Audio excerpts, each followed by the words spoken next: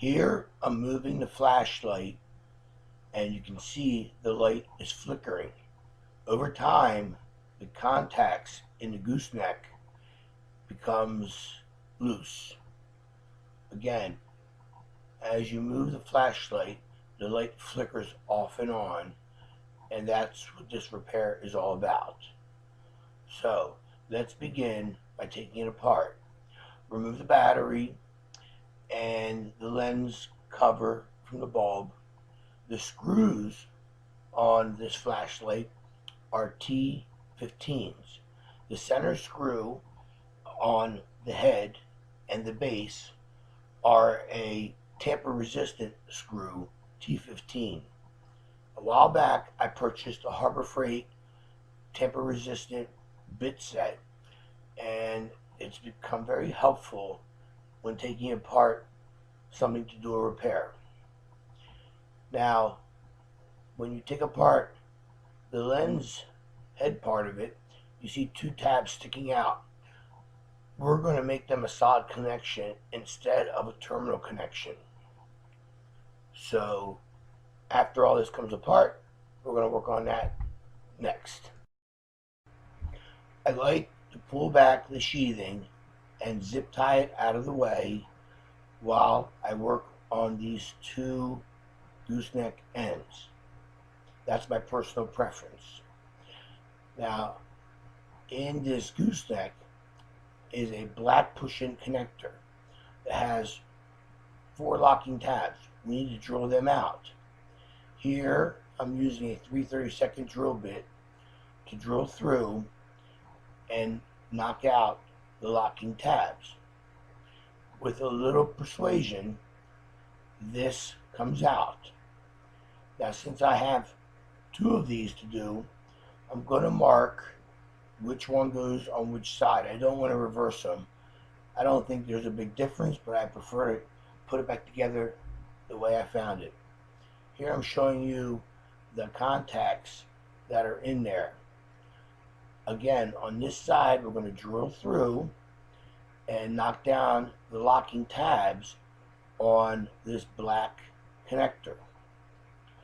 And again, it requires a little persuasion to get it out. There was a piece of metal that I inserted before to try to improve the contact.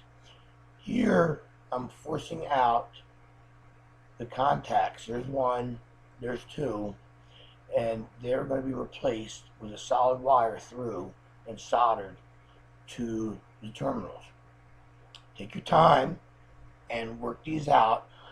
When they install these, they push them in and a locking piece protrudes out and keeps it in place. But over time, the way this cinches down on the wire, it makes a loose connection, causing the light to flicker off and on. I now plan to start working on the wire, and in my opinion, the wire that they installed from the factory isn't long enough to make this kind of modification repair. So I'm removing the wire, and I had some speaker wire laying around very close to the same diameter as the wire coming out. Now, if you're not sure what size wire, remove it and then go to the hardware store and get a piece for that. On the gooseneck, one side is pretty straight through, the other side is a D shape. I use a drill bit of 5/32 to clean out the D shape to make it a round hole, preparing it for the wire. I had some green Christmas decoration wire that I'm going to use to insert through the gooseneck and make it a pull wire so that I can get the new wire through the whole gooseneck assembly. I found that spinning the gooseneck around while pushing in the wire seemed to work out. Now, this is a little bit of a challenge because sometimes it doesn't always go through or it slips off. So take your time, and if you've purchased a wire thicker, a lot thicker than what came out, it will be a challenge to get it through. But I've gotten a larger size wire in there. It was just challenging. Now, I got it through, and on my one attempt, it slipped off, and then I reinstalled it, and on the video, you see that I get it through completely and start the next process, which is sizing up the length of the wire. So take your time. Here on my second attempt, I completed the wire coming through the gooseneck. And now undo the pull wire. At this point, now I'm going to size up the wire that I want to have hanging over the black grommet. Keep in mind that black grommet had a push-in connector, and once we removed it, it's now going to take up more space than the wire is. So we want to remove just enough insulation so that when we reinsert the contact tabs, there is room in there for that. Now, once I size it up, I use 2 toothpicks and insert them into the gooseneck and the connector to keep it in place while I work on the other side. On the other side, I'm going to remove the insulation and dry fit the black connector in to see how much insulation I need to remove. Now, once I get that rough idea, I'm going to pull the wire back a little bit to remove the excess insulation that's in the black grommet for the push-in connectors to have room to fit in the black grommet. So this takes some patience to accomplish, but it does work out. Now that I remove the insulation, I reinstall the black grommet, and unfortunately when I was doing this, one strand of a wire kept slipping out, and you have to make sure that all the strands go into the right spot through the black grommet so we don't cause a short. And then I put the toothpicks back in place on that side and work on the other side, since everything's been stripped back far enough to give me the room for the future contact tabs to go in. Now my final step is to insert the Q-tips and now check for continuity on the wire that went through, that it didn't break and it's not shorting. I remove the zip ties and start to put the sheathing back to its original position. Trim off the excess toothpicks because they're going to stay in as the locking mechanism for the black grommet. Now that the wire's been taken care of, I'm going to connect the wires through the gooseneck to the base terminals with solder. I tried to use a couple different things to give this some stability while I soldered, and the only thing I found that worked best for me was a skewer laying around the house.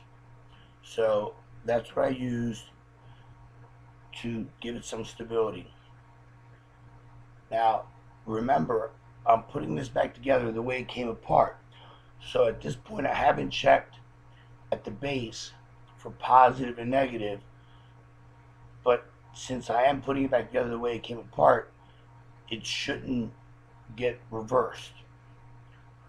So with the soldering being completed, I'm going to use the skewer as a guide to reattach the other half of the base on this flashlight, and then we'll install the battery and we'll check for the voltage coming out of the other end.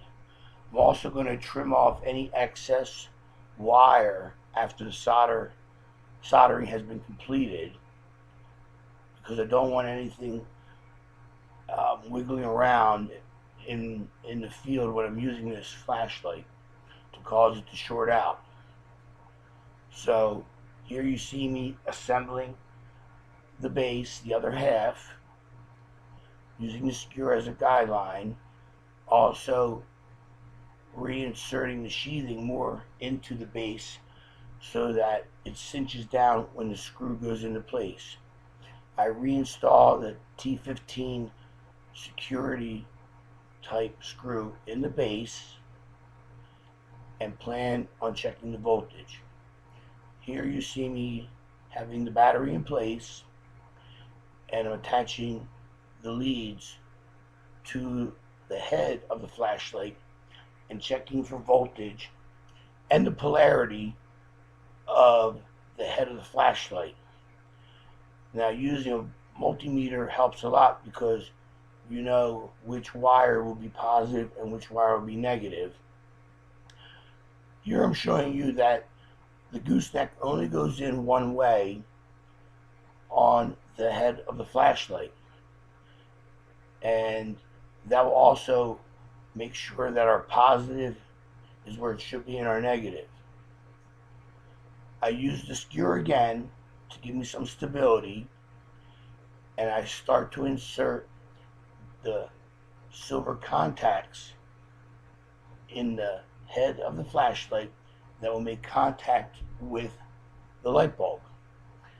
Now, the longer one of the two is the positive for the light bulb, which is in the back, and the shorter one is the negative of the two, which makes contact on the outside of the bulb. I tried a few different techniques of wrapping the wire around the contact silver tab, and I ended up just soldering the wire straight to the contact without any twist and trimming off the excess. There's not a lot of room in that black grommet once you remove that push-in connector. So this worked out for me to just push the wire to the side, insert the silver contact, lay it up against the wire, and then just solder the joint. And I was happy it worked out very well. Here you see me moving the wire out of the way and planning on doing a solder straight from the wire to the silver contact. So that's my best recommendation. Now, when I soldered the negative side, due to the heat, it melted some of the plastic. So I ended up inserting a piece of a toothpick in there to take up any wiggling space that melted away. And again, using the skewer as a guide, it helped me a lot. And reinserting the sheathing more into the head, and then attaching the T15 security bit screw in with the Torx, and also attaching the other one. Now, I plan on testing flashlight with the bulb and seeing everything works out. And as you see, it does work out. So this project was very satisfying, and I hope it helps somebody out.